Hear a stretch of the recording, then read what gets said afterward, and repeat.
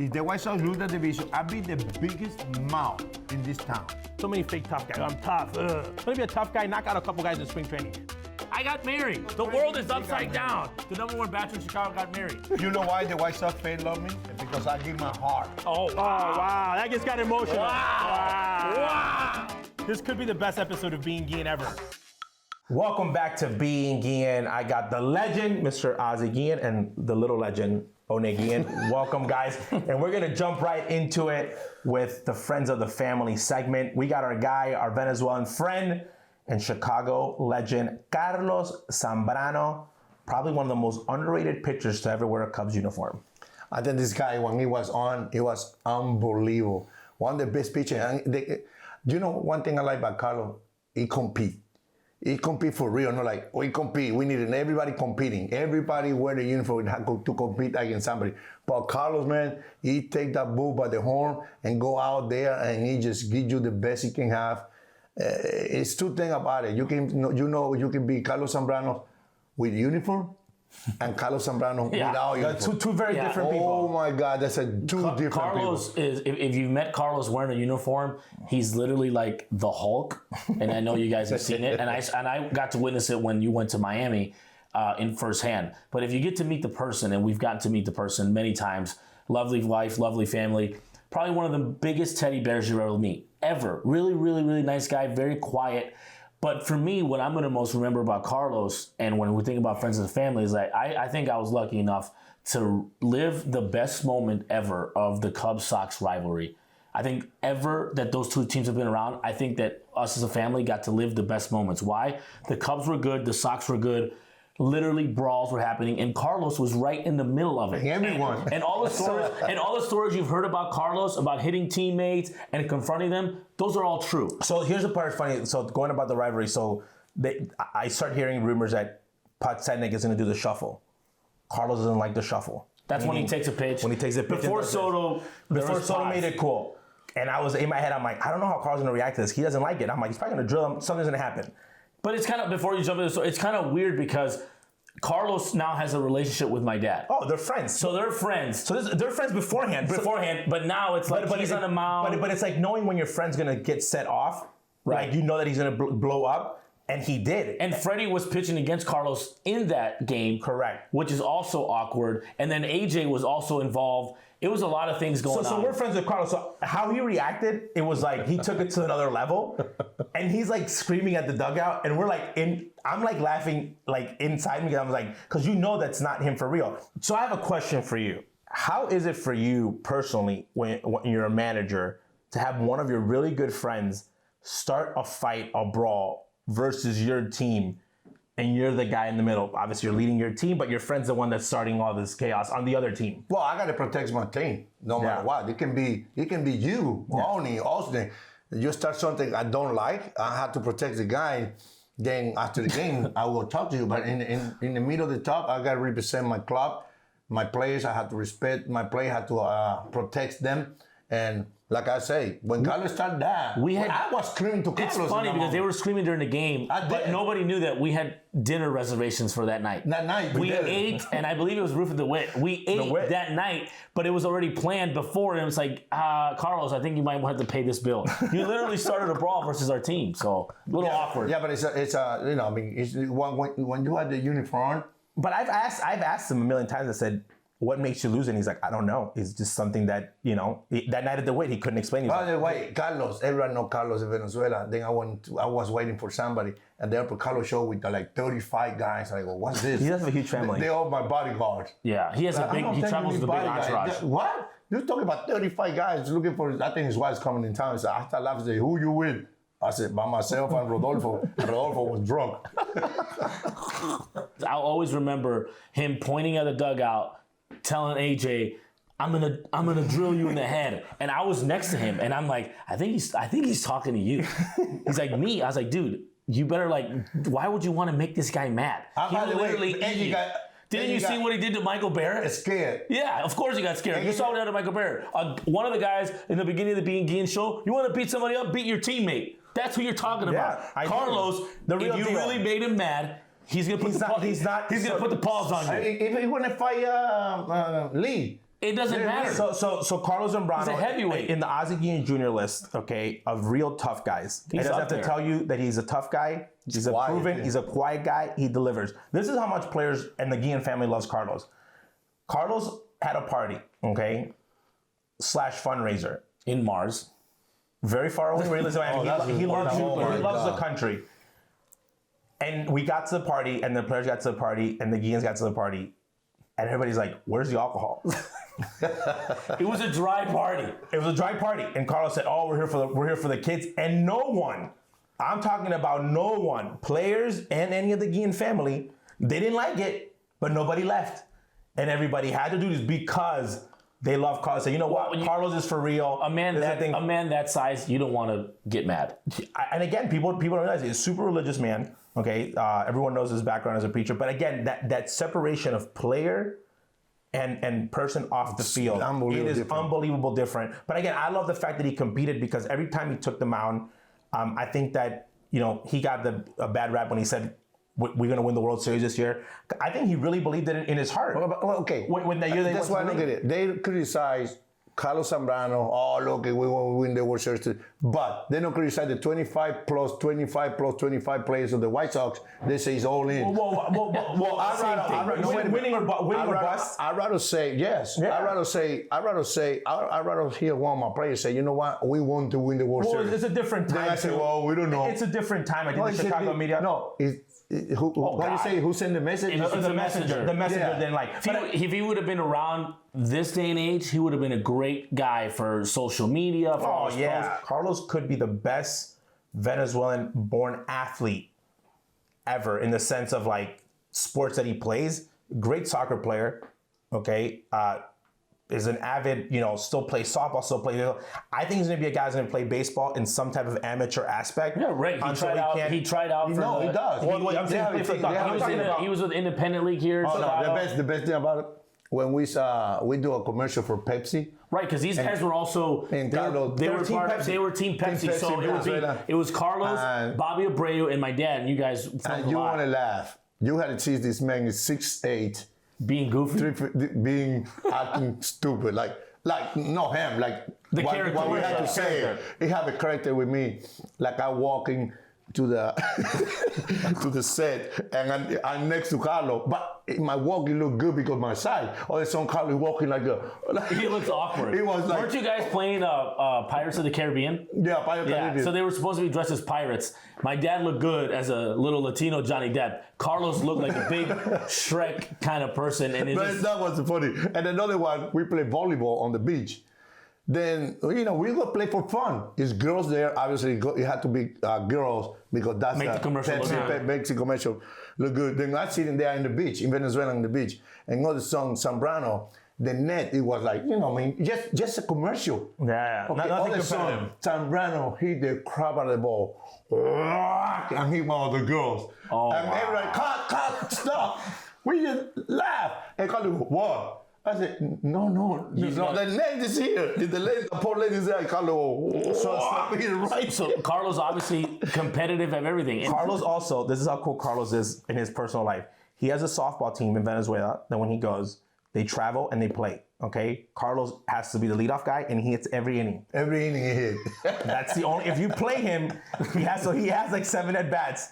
That's the only way he can play. And obviously, he switches hands because he's a big monster. But that's how much we love you. Thank you again. We're very lucky to have Carlos Zambrano and the Guillén family as one of our good friends. So thank you very much. Bless you, and hopefully we will see you soon, bud. Bless your family, bro. Coming up on Being Guillén. My dad, he wasn't taking ground balls. He wasn't taking soft toss. I never did. He did nothing. All he would do is listen to music, drink coconut water, and drink alcohol. And scotch.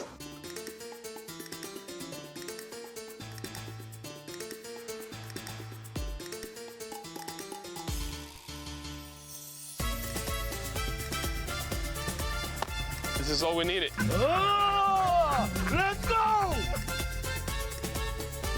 We're taking the W and bringing it home. Trust me!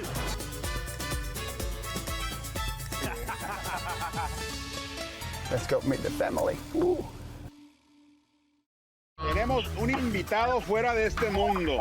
De los Tampa Bay Rays, mi compadre Randy a Rosarena. aplauso para El día de hoy lo ha hecho como jugador, lo ha super hecho como manager. Ese Carlos Gómez es muy bueno para los trompos. Y ándale, ándale. No más pregúntale a Mackey. ¡Pero no! ¡Ay! ¡La sacó la tequila!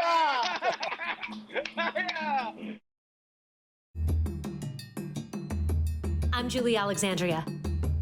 And I'm Jennifer Mercedes. Between the two of us, we have over 2 decades of experience working in professional sports. We're telling the stories of women who are at the top of their game in sports and business. Whoever you are and however you come to the party, that is not only okay, but it's needed in the space. So if you want to come in here and I want to wear my Hope earrings and my red lipstick, guess what? I can still talk ball. Welcome to the locker room. Welcome back to Being Guillén. So Major League Baseball season is long, and players don't get a lot of times off. So when the season is over, we've always wanted to tell you and ask Ozzie personally, where did you go when the season ended? Last out, game is over. Where was Ozzie Guillén? Last out, game is over. I had a vodka in my hands, thinking about Jimmy Sassetti, Mark Sassetti, what time we leaving to the airport next day. I just go to the O'Hara. The soon the game was over, next day, I could have taken late flight because they don't have it. They don't have red eyes. Now they do. So you could plan. So you could have planned all this because for a long time early in your career, we know you knew you were done in June. In July, we like. So okay. you're like, I'm planning. So the next day you're out to Venezuela. Yes, and I remember we was building the house. It's funny because I had three like when I was a player without you guys in minor league. Then when you guys born, then when you guys went to school, it was a different. Everything was I was a manager. Yeah, like a different chapter. I leave the country right away, go back to Venezuela. I spent a couple days in Caracas with you guys. Then go to school, make sure you guys out. Then we go to the beach in the beach house, and we stay there for a month. I just go to the church every day, pray, and no, you were not praying. Listen, I remember. I remember the season would end, and we would literally be already packed and ready to go to Venezuela. I get it though. You guys and us, we're from a warm country, and already in Chicago, like it is now, it's cold. I bet you and my mom couldn't wait to get out of here, go to the beach house, literally go to the beach every day, and my dad. He wasn't taking ground balls. He wasn't taking soft toss. I never did. I've never, because I remember growing up, I'm like, hey, I as soon as I got older, I'm like, I wonder what this guy does to get ready. He did nothing. All he would do is listen to music, drink coconut water, and drink alcohol and scotch. But one of my favorite trips ever, though, talking about working out, we went with the Rodriguez family. Oh, God. Okay. Hall of Famer. After Thanksgiving, the year after the World Series, we go on a family vacation. Probably one of the best vacations I've ever taken. Could you say how big his yacht was? His boat was 180-foot yacht. Like it's the only time I ever stayed on a boat, like full time, full staff. What an experience! They had butlers. So here's the best part of it, though. Ivan, I knew that he worked out and he had his regimen. And Osney and Derek are hanging out. Ozzie and Ivan are having fun the night before. I'm like, you know what? Tomorrow's going to be a sleep-in day, and we're going to be good. Around 7:30 in the morning, and by the way, I would enjoy alcohol beverages back then. I get a little nudge from Pudge. Let's go throw. I'm like, let's go throw where? I'm like, we're in the middle of the ocean. Like, where are we going to throw? I'm like, I don't know what he's getting up. I get up. They have breakfast for him. I'm eating. I'm like, oh, my God. I do have a beer, so I won't throw up. Breakfast. We get on the little boat, okay, the dinghy. They take us inland. And he had gloves, right? He had gloves. He had baseballs. He had a whole training thing. Here I am throwing long toss with Ivan, with Oney. Obviously, me and Oney are like halfway so we can get the ball to Ivan. Yeah, this guy's like, literally, he could bypass us. He's throwing long toss already. He already had just won the World Series, and he is doing his workout, okay, from 7:30 in the morning to 9 in the morning, and we get back on. And the whole time I'm thinking, which is probably the dumbest thing ever, if my dad had done this in his offseason, we'd have a 190-foot yacht boat. I'm literally thinking that, which is a funny story. But it's, again, I think it's a routine By the way, he did ask my dad the night before, say, Ozzie. Technically, to his coach. Yeah, which is his coach. Ozzie, you want to get a workout in tomorrow? My dad's at 180 yacht. They're asking him, how do you like your eggs? There's no way. No, you know the funny thing about it? Because people thought I owned the jet. Because I was in the tub drinking, and everybody say hi to me, and like, wow, look at that boat. All of a sudden, go, you have a nice bow. I said, yeah. You know what I mean? I was like, I pretended I was the owner because no way. They had a spa. They had a spa on the boat. I'm literally enjoyed the boat and so much to worry about working out. But you've had some great ones. So you went on a trip where actually you were fired afterwards on the trip with your superstar, which is a great baseball story, with Giancarlo Stanton. Yes. Wow. You guys went to Madrid with Ricky Nolasco. The season ended. They wanted to see Spain. They wanted to see Real Madrid play. You guys took them. You guys hung out. That was a good trip. So that was like more like Ozzie as an adult. The player though, that we've had the most fun. Yeah, Ozzie's trips now consist of can I go bullfighting? Yeah, bullfighting. As soon as the season's over, Venezuela. boom, I go to managing Colombia. Soon as the match is over, Spain. I watched a couple bullfights, hung around in Spain with the bullfighters, with the matadors around there for like. Of course, because like you said, because we're already grown. You're already grown. They can Like, do I whatever. don't have a grandkid. Well, so the other part though is I remember getting a book. Off-season workout. Ozzie would get it, throw it, never do anything with it. Freddie Garcia though. That's true. Freddie Garcia's a pitcher. We would bring the off-season workout to our house on the beach, and I'm not gonna lie, Freddie would be like, "How many pitches does it throw there?" 50. He's like, "I'm gonna throw 15." Literally. How many miles? I'm gonna run 1. So this off-season workout, I think it's changed through the generations. Guys constantly hitting. I see my cousin ate it. And I think social media has really played into that because now guys like Nelson Cruz, big friend of La Vida baseball, he's always hitting, and I'm like, why is he hitting? Well, because the thing is, why is he hitting in like November 30th? One thing, I play Winter League though. I play Winter League for a long time. You guys even born on, but the soon the last I make, I throw my glove, I throw everything. I don't know spring anything. training. The first time I touch a ball, first time as a player, spring training. I said, we got 30 days to get ready. Why are they doing wasting my time? It's just so different how guys get ready but now. I think it's a comfort thing. I think if you find it, for example, I'm in September and I have a great week and I see that my potential to be that next player, I don't want to lose it in the offseason. And again, when you play with teams that are not good to teams that are good. My point is that we were never the type of family you see 5,000. We didn't have a cage when we grew up. No. Every family now. Yes, we have a cage. They have or house.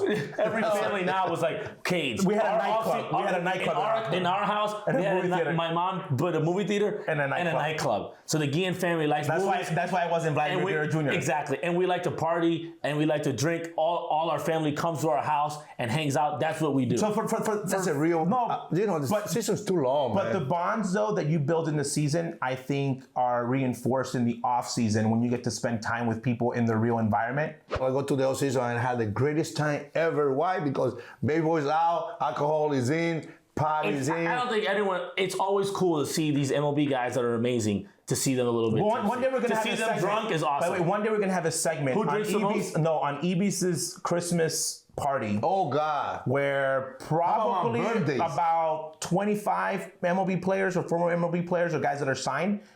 Huge party in Venezuela that would go from Christmas. The days between Christmas and New Year's. How about my birthday? My dad was the only guy that his birthday would last 6 days. 3 days. One day we went my birthday, then we go to the bullfight, then we go to the restaurant, then we had another birthday Monday. It was like, oh God! And you wonder where we got it from. You're like, hey. Where would you go in the off season? Coming up on Being Guillén. I love that picture just because we couldn't talk to him. Like we have a great conversation with him. We never talk about how you fight here, how you fight there, all this, and we just talk about life, how I was grateful to be around baseball players. Believe it or not, I'm hungry. That's the Dominican Fat Joe. You know, a good man, when he does something for somebody that can't do nothing for him.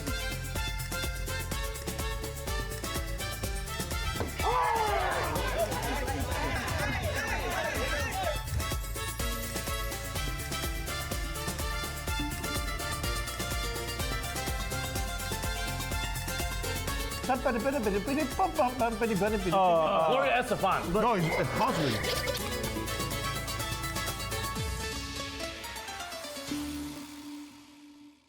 ¿Por qué será que a las muchachas les encanta tanto? Uno le gusta largo, uno le gusta corto. Rápido, porque ya nos vamos. ¿Por qué será? ¿Por qué será? ¿Será que... Welcome back to Being Guillén. New segment, Ozzie's photo album and the Guilléns photo album. We're gonna look at pictures and break down memories and what we think. And the first one we got here is the great Muhammad Ali with the greatest White Sox player to ever put a uniform on, Mr. Frank Thomas, and the legend, Ozzie Guillén. I remember seeing this picture as a kid, and I was like, how come I wasn't taken to the stadium on this day? That's Muhammad Ali. Wow, this man is, I don't know how to talk about this man because everybody knows who he is. Huh? But I love that picture just because we couldn't talk to him. Like, we have a great conversation with him. We never talk about how you fight here, how you fight there, all this. And, we just talk about life, how I was grateful to be around baseball players. And I think it was a big Frank Thomas fan because I think that's one of the biggest reasons he went to see us there. But he was visiting Chicago. I think this is 95. When I had the opportunity to take the picture, my God, take a picture with Muhammad Ali, Mr. Cassius Clay. That's something you cannot, you never got to take that away. Yeah, us growing up in Venezuela, you hear stories about Muhammad Ali. Obviously, you're young, and then this is one of those pictures that I would say very jealous that obviously we didn't get to have this moment until later on when we got older. Well, in my office, I have a wall I call it the greatness wall. The GOAT wall. The GOAT wall, and I have a picture with Muhammad. Obviously, I'm older, so is Muhammad. Obviously, his health had taken a little bit more of a toll, so he talked a little bit less, but it was just an honor having him around in the presence. And I was very lucky because when the White Sox and Ozzie was a manager, his family was very good friends with Kenny Williams' family. And Muhammad actually would come a lot around more than people would think that they had. And you'd walk in, he'd be there, and he'd be with Ozzie and Kenny, and they'd be talking. So I got to see him a lot. And then with the Marlins, which is probably one of the greatest, funniest stories ever, with Muhammad and Ozzie, Muhammad Ali actually threw out the first pitch at the new Marlins Stadium, and he came in. It was nice seeing him. Players, again, everyone rushes to him. And Ozzie stole that ball. Klepto Ozzie, Muhammad Ali threw the ball. He gave a different ball to the Marlins saying that it was that, and he kept the real one, and he had Muhammad So there's probably a wall hanging out, a baseball hanging out in Marlins Park that says, first pitch thrown out in Marlins Park, Muhammad Ali. That's a fake. That's a fake. Ozzie has the real ball. Fake. He grabbed it. He did the old switcheroo. No, it's funny because we was Don Shula. Shula? Yeah, Don Shula. And him going to do the ceremony, and we wait a little longer because Muhammad was feeling that well. Yeah. He just come in a private plane. Then I went into the room. It was Shula Muhammad just sitting there. And I feel like, man, these guys, he got down to do the speech. He went down, people talk about, say hi, take a couple pictures with him, and throw first pitch ceremony. And I had a ball in the back of my pocket. Then all of a sudden, Muhammad, I think he just flipped it. He just gave it to me because he couldn't, we feel well.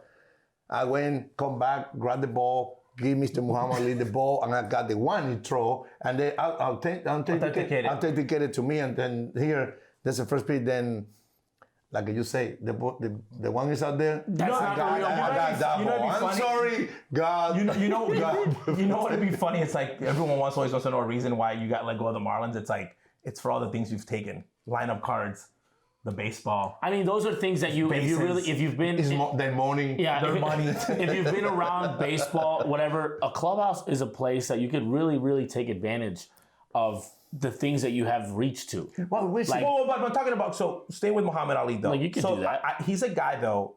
When you're in a room when there's guys making crazy money, okay, there's superstars. They're guys that get cheered for. They're guys that when they're eating, people come over and say, "Can I have your autograph?" When those guys get excited, okay, Muhammad Ali is the type of guy that when Kenny would say Muhammad Ali's coming in a week, meaning spring training, people would get their stuff ready. People would start bringing stuff. Everyone would start getting pumped up. Everyone was, that day, everyone was not taking a day off. He's the type of guy that had that impact. So I can only imagine. I got tears in my eyes. Well, of course, but I can only imagine the impact, though, that you got to meet, because I didn't get to meet. I'm from Venezuela. I'm going to see this man fight. Yeah. In the 70s, 60s. And that was my dad, a Venezuelan hero. Everybody, oh, wow, all the songs, I take the picture and show people in my country. It was a big deal. With him. So that's what I'm going back to. So, people in Venezuela, for this picture specifically, and again, you got a Hall of Famer. At that point, I think Frank had 2 MVPs, probably. Just two. You didn't know how great, his career was going to end up being. But people would come in the house, and our house in Venezuela has a room that has all of Ozzie's pictures, from all the great ones, and guys that he played with and admired, and friends. And this was one of the pictures that was like in the tour. They would have to stop and say, "I want to see the Muhammad Ali picture," yeah. because it's that impactful that person in Venezuela, like it was one of those things that when they look at Ozzie, it's like, man, like you really met Muhammad And people Ali. don't realize this, that and my dad in the 80s, I guess, that wouldn't you tell a photographer, say, I'm taking pictures with so-and-so guy? I will take a picture every So my time. dad, every team that would come into town, I wouldn't take a picture with one guy I admired. Was a friend. He would take a picture with somebody that he admired or as a friend. Well, I think Fred right there was like a bodyguard for Muhammad Ali. Say, Ozzie, don't get too close. Excuse me. It's a person that's had generational impact. Is it top 3 pictures you've ever taken? I take number 1. Wow. I take with Michael.